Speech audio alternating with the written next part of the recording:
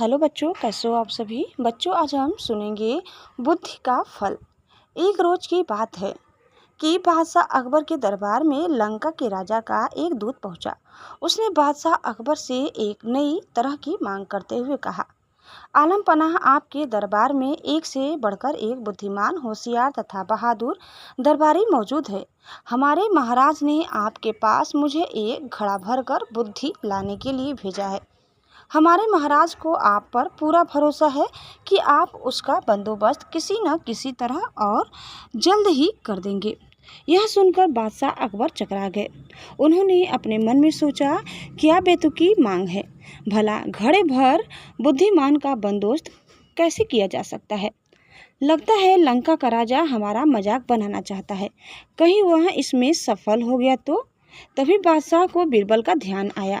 वे सोचने लगे कि शायद यह कार्य बीरबल के वश का भी न हो, मगर उसे बताने में बुराई ही क्या है।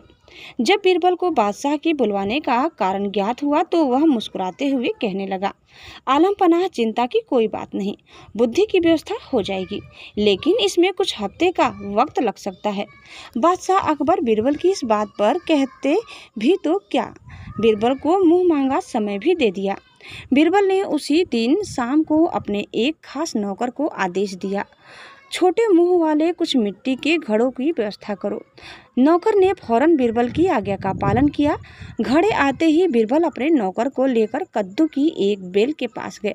उन्होंने नौकर से एक घड़ा ले लिया। बीरबल ने घड़े को एक कद्दू के फूल पर उल्टा लटका दिया। इसके बाद उन्होंने सेवक को आदेश दिया कि बाकी सारे घड़ों को भी इसी तरह कद्दू के फूल पर उल्टा लटका दे।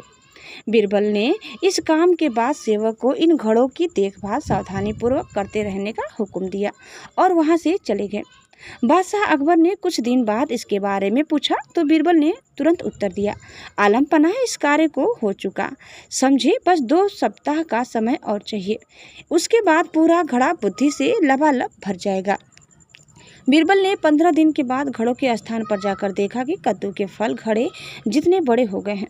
उन्होंने नौकर की प्रशंसा करते हुए कहा, तुमने अपनी जिम्मेदारी बड़ी कुशलतापूर्वक निभाई है, इसके लिए हम तुम्हें इनाम देंगे।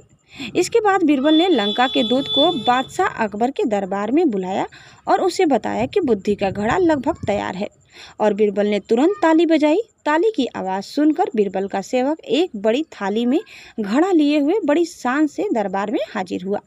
बीरबल ने घड़ा उठाया और उसे लंका के दूत के हाथ में सौंपते हुए कहा, लीजिए श्रीमान, आप इसे अपने महाराज को भेंट कर दीजिए, लेकिन एक बात अवश्य ध्यान रखिएगा कि खाली होने पर हमारा यह कीमती बर्तन हमें जैसा का तैसा वापस मिल जाना चाहिए। इसमें रखा बुद्धि का फल तभी प्रभावशाली होगा जब इस बर्तन को कोई नुकसान न पहुँचे। इस पर दूत ने कहा, हुजूर, क्या मैं भी इस बुद्धि के फल को देख सकता हूँ। हाँ हाँ जरूर, बीरबल ने गर्दन हिलाते हुए कहा। घड़े देखकर परेशान होते हुए दूत ने मन ही मन सोचा, हमारी भी मति मारी गई है, भला हमें भी क्या सूझी। बीरबल का कोई जवाब नहीं है, भला ऐसी बात मैंने कैसे सोची। घड़ा लेकर दूत जाते ही बादशाह अकबर ने भी घड़े को देखने की इच्छा प्रकट की और बीरबल ने एक घड़ा मंगवा दिया। जैसे ही उन्होंने घड़े को झाँका, उन्हें हंसी आ गई। वे बीरबल की पीठ ठोकते हुए बोले, मान गए भाई, तुमने बुद्धि का क्या शानदार पेश किया है। लगता है इसे पाकर लंका के राजा के बुद्धिमान होने में तनिक भी देरी नहीं लगेगी। बच्चों, कहानी समाप्त होती है। उम्मीद करते हैं कि कहानी आज की जरूर पसंद आई होगी। कैसी लगी कमेंट करके बताइए। चैनल में नया है तो प्लीज़ लाइक, शेयर, सब्सक्राइब करना न भूलें। धन्यवाद। Bye bye.